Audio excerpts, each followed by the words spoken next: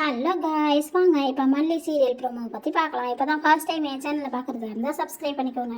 மல்லி சீரியலில் மறுபடியும் என்னெல்லாம் குழப்பம் நடக்க போகுதுன்னு தெரியலை. இன்றைக்கி நடக்க போகிற கதையிலையாவது ரேணுகாவை பற்றி உண்மை தெரியுமா என்னன்னு தெரியலை. மல்லியும் விஜயும் சேர்ந்து 2 பேரும் கோயிலுக்கு போகிறாங்க. கோயிலுக்கு போகும்போது அங்கே ஒருத்தவங்க மல்லியை மீட் பண்ணி, என்ன மல்லி நல்லா இருக்கியா அப்படின்னு சொல்லிட்டு கேட்குறாங்க. நான் நல்லா இருக்கேன்க்கா, நீங்கள் நல்லா இருக்கீங்களா அப்படின்னு சொல்லிட்டு விசாரிக்கிறாங்க. எங்க மல்லி, என் பொண்ணு தான் திடீர்னு புத்தி சுவாதீனம் இல்லாமல் போயிட்டா. திருவல்லீஸ்வரன் கோயிலுக்கு போய் சித்தர்கிட்ட காட்டலான்னு கூட்டிகிட்டு போனேன். இப்போ தான் ஒரு அளவுக்கு பரவாயில்ல அப்படின்னு சொல்கிறாங்க.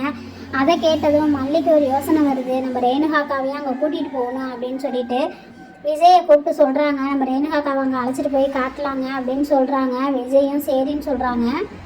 அதுக்கப்புறம் தான் உங்களுக்கே தெரியுமே, ராஜேஸ்வரியும் ரஞ்சிதா மேடமும் சேர்ந்து மல்லியை எப்படிலாம் அழிக்கலான்னு பிளான் பண்ணிக்கிட்டே தானே இருப்பாங்க.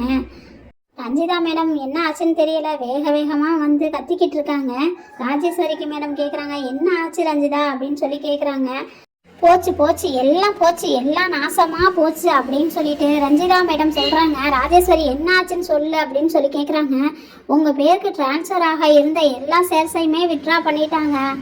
கதிரேசன் சார் உங்கள் பேருக்கு கொடுத்த டெண்டரையுமே முடிச்சு விட்டுட்டாங்க அப்படின்னு சொல்கிறாங்க. ராஜேஸ்வரி அதிர்ச்சி ஆயிடுறாங்க.